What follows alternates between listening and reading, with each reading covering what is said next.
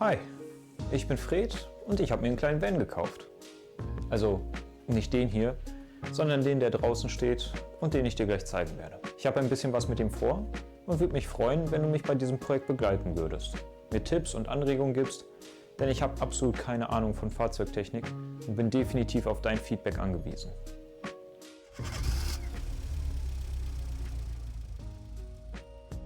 Der Van ist ein Daihatsu Hi-Jet aus dem Jahr 2001. Offiziell ein K-Van. Naja, mehr oder weniger. Eigentlich wurde er nämlich von 1992 bis 2002 im Auftrag von Daihatsu bei Piaggio in Italien gebaut. Daher kann man sich streiten, ob er ein echter K-Van ist oder eher ein Cousin dritten Grades. Seit 2002 baut Piaggio den Porter unter einer Daihatsu-Lizenz. Das ist super für mich, denn die Ersatzteilbeschaffung ist nicht so umständlich und langwierig, wie sie es für richtige japanische Exoten ist. Ich bin inzwischen der dritte Besitzer und der Kleine hat in seinem Leben knapp 80.000 Kilometer gesehen, also gerade erst eingefahren. Unter dem Sitz arbeitet ein 1,3 Liter 16V Benziner mit 65 PS. Klingt nicht nach viel und ist wahrscheinlich inzwischen auch noch weniger. Laut Tacho rennt er damit zwar fast 130, aber glaub mir, das fühlt sich eher an wie ein unfreiwilliges Flugtraining. So richtig entspannt fährt er bis etwa 80 km/h. Denn ohne Servolenkung müssen die Muskeln arbeiten und, naja, was soll ich sagen, Mom's Spaghetti sind nicht nur für Eminem ein Begriff. Die schmale Spur und der kurze Radstand tun dann ihr Übriges. Bei der Bereifung wird's aber wieder lustig. Die Auswahl ist so begrenzt, dass ich manchmal das Gefühl habe, ich kann besser nach Schubkarrenreifen suchen, als für ihn Kfz-Schlappen zu finden. Um die Power dann aber auf die Straße zu bringen, sitzt ein 5-Gang-Schaltgetriebe zwischen Motor und Hinterachse. Das Blöde dabei nur, der Motor sitzt knapp hinter der Vorderachse, also liegt hinten auf der Antriebsachse kaum Gewicht. Im Alltag merkt man es nicht, aber jetzt im Winter könnte das doch noch spannend werden. Vielleicht muss ich mir demnächst Sandsäcke in den Laderaum packen, um mehr Anpressdruck zu erzeugen. Denn was den Laderaum angeht, ist der Hi-Jet ein echtes Raumwunder. 1,80 lang, 1,20 hoch und 90 cm breit. Zuladen darf er dabei bis zu 450 Kilo. Dann kratzt er aber auch schon an 1,5 Tonnen maximaler Gesamtmasse. Trotzdem nicht schlecht für so eine kleine Milchtüte.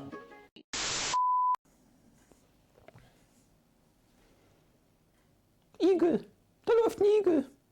Oh.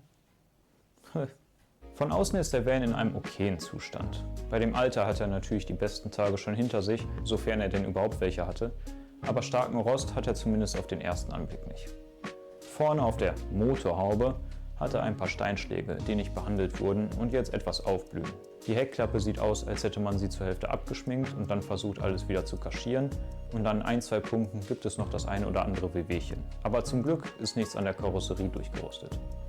Auch der Motor macht noch einen guten Eindruck. Kein Ölverlust, kein Klappern, kein Schlagen. Die kleine Inspektion mit Öl- und Ölfilterwechsel, Zündkerzen- und Luftfilterwechsel habe ich vor 2 Wochen gemacht. Das heißt, da ist auch alles frisch und gut.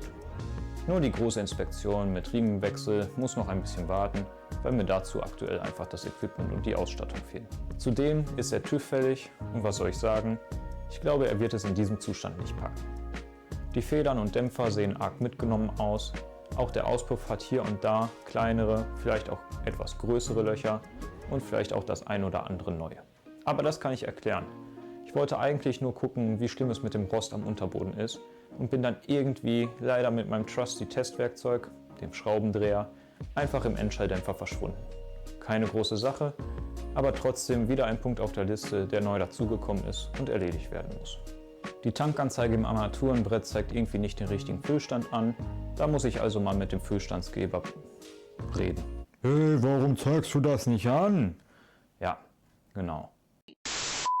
Die Tankanzeige im Armaturenbrett zeigt irgendwie nicht den richtigen Füllstand an, da muss ich also mal den Füllstandsgeber überprüfen. In dem Zuge kann ich dann aber auch den Benzinfilter austauschen und den Tank einmal ordentlich reinigen. Nach fast 25 Jahren hat sich da sicherlich ein bisschen Schmodder abgesetzt. Dazu kommt das Problem, dass der Kleine keinen Warnton von sich gibt, wenn das Abblendlicht eingeschaltet ist und man ihn abschließt und verlässt. Die Batterie war zum Glück noch nie leer, aber ein netter Nachbar stand schon mal vor der Tür und hat Bescheid gegeben, dass die Funzeln immer noch glimmen.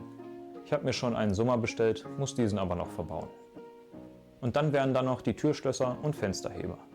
Er hat keine Zentralverriegelung, die könnte ich zwar nachrüsten, aber aktuell finde ich es noch echt charmant, ihn mit dem Schlüssel aufzuschließen.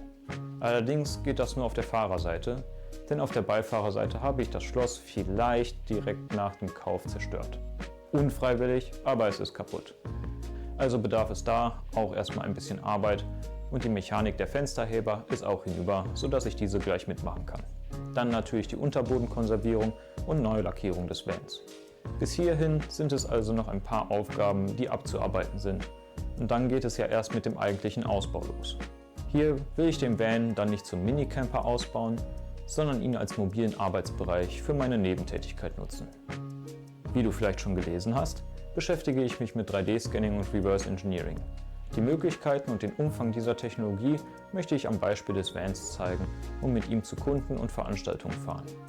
Damit mein Equipment auf der Fahrt nicht verrutscht und beschädigt wird, möchte ich Airliner-Schienen auf dem Boden des Laderaums verbauen, um die Kisten und Koffer dort zu verzurren und zu sichern. Zudem möchte ich den Innenraum im Fahrgastraum etwas aufwerten und die Sitze aufpolstern und neue Bezüge nähen. Dazu dann das Armaturenbrett einmal neu machen und generell alles etwas in Schuss bringen. Ich denke, damit habe ich erstmal genug Aufgaben vor mir, die es gilt abzuarbeiten. Wenn du noch Vorschläge hast, wie ich das Vorhaben am besten angehen sollte oder dir etwas aufgefallen ist, was ich vergessen habe und unbedingt beachten und einbauen sollte, dann gib mir gern unten in den Kommentaren Bescheid. Über ein Like und ein Abo würde ich mich natürlich auch sehr freuen. Ich würde mich freuen, wenn du auch im nächsten Video wieder einschaltest. Bis dahin, mach's gut und bis bald.